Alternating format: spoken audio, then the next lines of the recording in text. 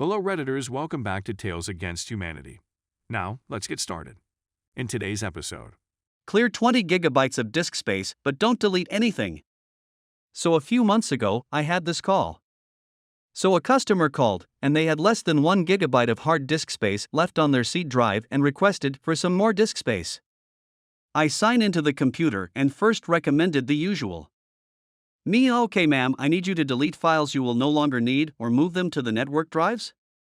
Customer, I don't want to do that, can't you just do it for me?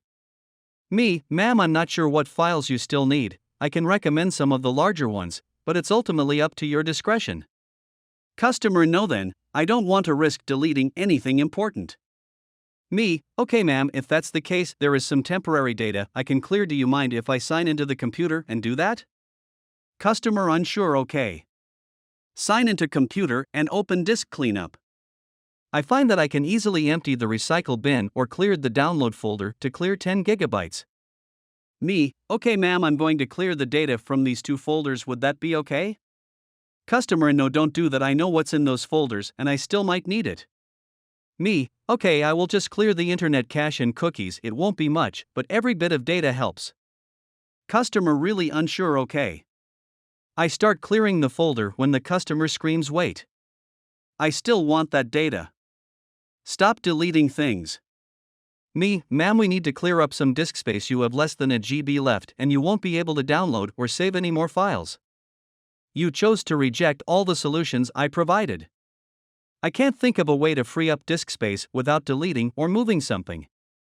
Customer, the last person push a button and it freed 20 gigabytes, just do that. Ma'am, I don't think that is possible. Customer, clearly you don't know what you are doing. Put things back to how they were and I will talk to someone else. Ma'am, the data I deleted was only unneeded temp data and there is no way to restore it. Customer hangs up. I report this to my supervisor who thought the customer was crazy. Story 2.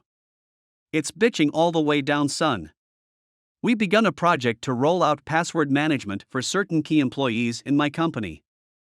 Of course, once word gets around that change is coming, no matter how small, people want to start bitching about it.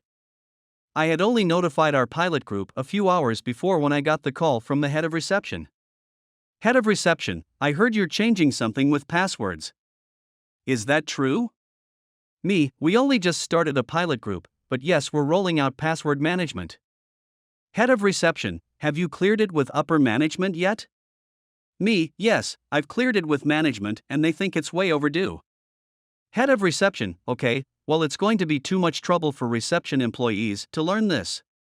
Especially me. I've got way too much stuff going on to learn some new password system. Besides, I don't have many passwords to manage anyway. That's okay, you weren't slated for rollout anyway. Everyone isn't getting it. It's really only for certain key individuals. Head of reception, oh. Well, okay then. Thank you. Not 45 minutes later, I got a call from my supervisor. The head of reception called him and demanded that she be put on the list for password management. She told him she's got way too many passwords to manage and needs to be in the rollout group. The sooner the better. Story 3. It's 2 a.m., but this printer must be fixed now. This happened to a colleague of mine, hence why it's written partially from a third-person perspective. I used to work for a hospital with an ED, emergency department. The IT department ran September 5th Monday to Friday, but had someone on call 24/7. On-call was only there for urgent issues, such as all IT systems being down. In all 24-hour areas, especially the ED, there was always more computers and printers than needed. The idea is if a device broke, there would always be another device that could be used until we resumed normal business hours to fix. Hence, a single PC or printer being broken was never considered urgent. My colleague got a call from an angry doctor at 2 a.m. The color printer in ED flight deck is not printing. After some follow-up questions, it was established it was only the single printer not working. All other printers were working, including another color printer about 10 meters away from where the doctor was. He lets the doctor know about the policy of single device issues where there is another available are not considered urgent, to log a ticket and it will be looked at during regular business hours. The doctor doesn't accept this. Nope. We are very busy. This absolutely must be fixed now. We cannot afford to waste time walking 10 meters to collect our print jobs. This will affect patient safety if this is not resolved now. Usually we are pretty big on not fixing non-urgent issues after hours as we don't want to set the "well, you did it last time" precedence.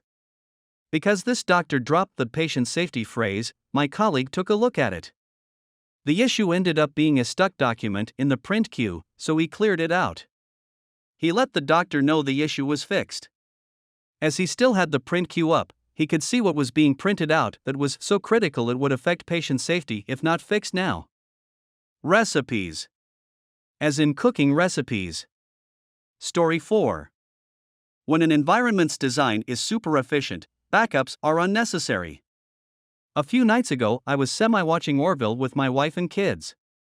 It's a Star Trek ripoff. At one point, an android crew member fries its own brain.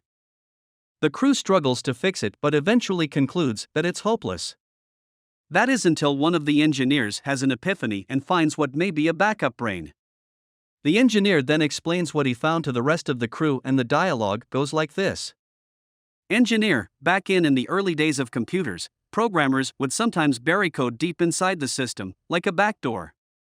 First officer, so you think that's what this is? A backup brain? Engineer, something like that. Think about the human brain. It's full of failsafes that have evolved over millions of years. This may be something similar. First officer, but the Kalen brain isn't evolved, it was designed by intelligent beings with technology far in advance of ours. Isn't it possible they're so efficient that they made backups unnecessary? I burst into laughter. I thought about explaining this joke, but gave up. It would take too long. And the writers clearly didn't think of it as a joke. Still funny though.